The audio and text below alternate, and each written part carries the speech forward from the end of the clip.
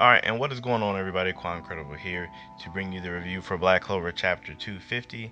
And so, not a ton happened in this chapter as far as progression wise, but me and a lot of other people predicted. I seen a couple people say it in the comments, and even a bunch of other people who talk about Black Clover were predicting that Charmy's fight would in fact be next after Leo's and Lux, since she was like one of the other people that was also in the Heart Kingdom.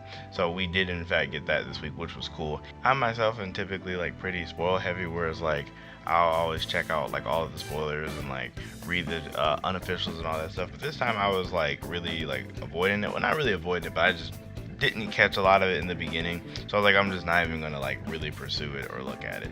And this chapter had me, it was weird. It was really weird, all the stuff with Charmy. I'll go through my review and then I'll talk about the parts that were weird.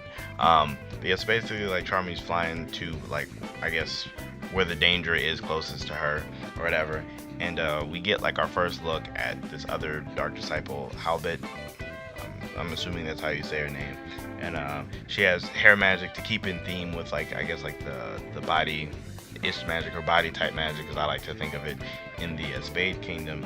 And basically she's all about beauty, and then Charmy kind of being fat and homely, she just does not like her off top immediately. So when they first meet, she's just insulting her, calling her a disgusting fatty and all this other stuff.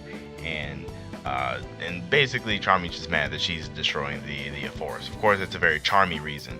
And they start to fight, and then the first thing I immediately notice is that you can see here Charmy uses an array for her giant sheep thing. So I'm not for sure exactly what that does in this scenario for that giant thing. I'm sure it probably makes it stronger or bigger or something along those lines. It kind of reminds me of Sally's gel salamander. It just has weird properties, so attacks just kind of go through it when Halbit tries to use her hair magic to pierce through it or whatever. So in terms of defeating the sheep straight on, it looks like you really can't unless you have some type of magic that has an effect to it. Say when Ro froze it with ice, or say fire would probably burn it. It seems like the key thing with this sheep is you have to have an effect to take it down.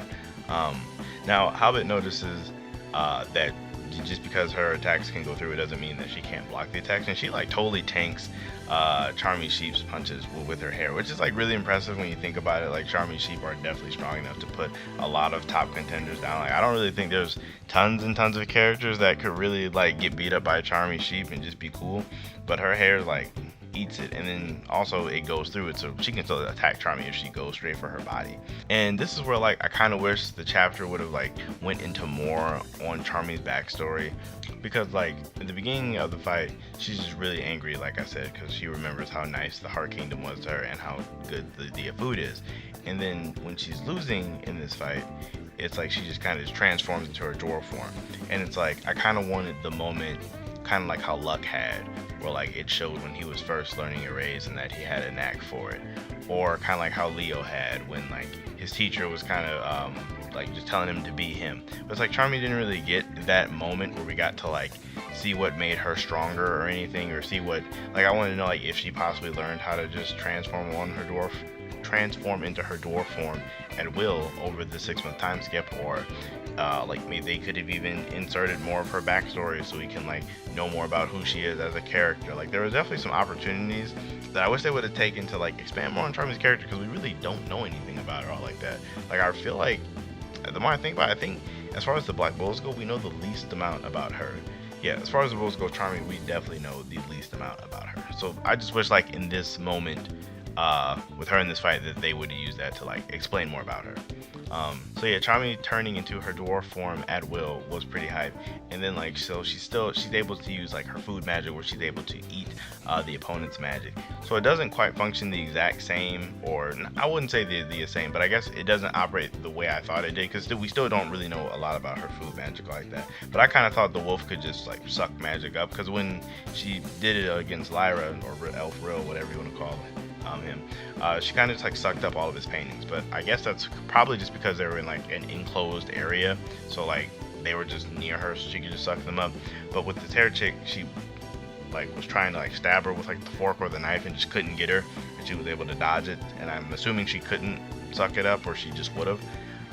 So while she's using her arrays, while she's using her food magic, it becomes something different entirely, and it becomes cook magic.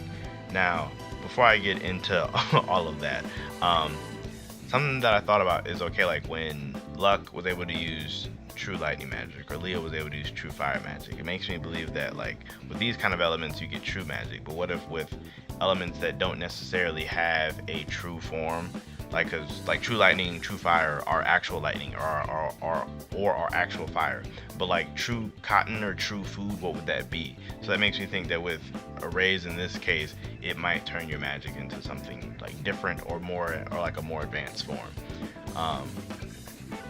We can theorize about that later, but for in Charmy's case, it turns, like I said, her food magic into cook magic, which just like I'm laughing because like I said, I just read it, and like just all these seasonings and like cooking utensils just like pop out of nowhere, and like she's seasoning halibut, and like the skillet comes out and she just starts cooking her like.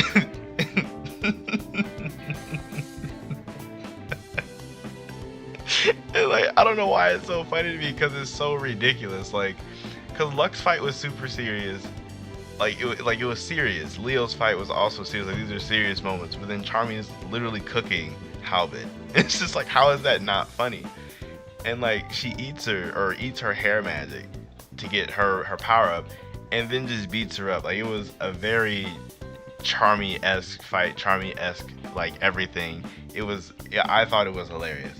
I think it's really broken that inside of the arrays, her enemies become ingredients. Like, it kind of reminds me of, I don't know how many of you are fans of One Piece, but Law, how he makes like his room, and like he's basically a doctor in this room, and he can like do whatever he wants, like cut stuff and have all these like doctor related abilities. Makes me feel like Charmy has her room and a bunch of like kitchen and chef related abilities inside of it, which is just funny. It's really funny. I do wonder how big this area is.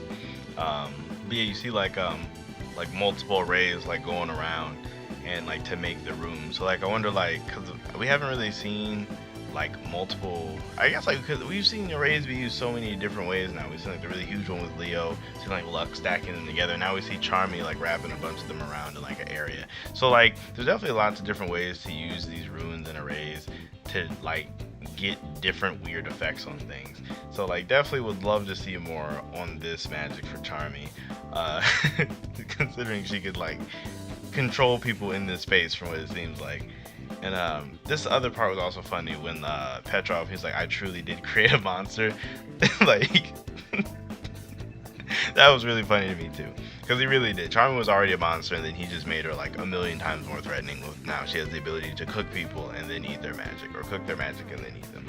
So as for where everything could go next, I'm not really for sure, just because like we wrapped up with like the main group that was in the Heart Kingdom that we knew about. That was Luck, Leo, and Charmy. Real is the captain, so I'm like 90,000% sure he was at the captain's conference with everybody else. So he could pop back up later. You never know. It's definitely possible. That's like 3 Dark Disciples down though. So she only brought like 5 with her. So there's only 2 more in Vonica herself. So I mean, I kind of have the feeling that these last 2 will be like together, possibly like they might be like a team fight type deal. Maybe for Noelle and Mimosa, that would be cool. And then there's also Gaja still there, so he might be able to take out 1, or maybe he might have like the ultimate flex and take out like 2 of them at the same time, just to show how much more powerful he is than the other Spirit Guardians. I don't know. Definitely curious to see where they go about it next. I don't particularly think that the Vonica Noelle encounter will be next, just because like it's still got those 2 Dark Disciples floating around. So I feel like Tabata might as well as just show them off. I mean, you already showed off over half of them at this point, or yeah, about half of them at this point. So you might as well just do those 2. Like I've said before in a bunch of other of my previous videos, definitely hype for when Noelle and Vonica do finally face off, because you kind of know what's gonna happen. Like you definitely know, or at least have their moment to meet, just because that's just kind of how it's set up. And excited to see what Laurel is finally going to do. Like Laurel Pepsi kind of just, I feel like she's just been sitting in that room just watching all these fights, like she's just been like chilling. And so yeah, I'm just ready to see something, I guess like not else, but that's like kind of the only thing when you fall into like the string of like consecutive fights. It's like, all right, this fight is done. All right, on to the next fight. Like, all right, this fight is done. On to the next fight. It's almost like just checking off all the fights that have to happen in the like in this exact arc. I don't know. Not in this arc, but in this like moment in the Heart Kingdom. Like, I guess that's probably like my only like somewhat criticism about this. It's just like when you introduce 5 Dark Disciples and Vanica, and then you start to do the fights in this way, like one fight done, one fight done, one fight done, it gets like, I don't know, like kind of monotonous a little bit. It's almost like the way how things flowed with Xenon, or the way how things flowed with Dante, just felt like better. But I mean, this is still good. Overall, the chapter for me, for just how funny it was, how funny I thought it was, I'll give it like a 9 out of 10, because that was hilarious. It was really, really funny. So let me know what you guys think down below about the chapter. Let me know what you guys think about Charmy's new food type magic, where she can, or no, new cook, her cook type magic. Let me know how you guys feel about that down below. Let me know what you guys are excited for the next chapter, what you guys think is going to come next. Always excited and happy to hear what you guys have to say. Like and sub if you enjoyed, and I will catch you guys next time.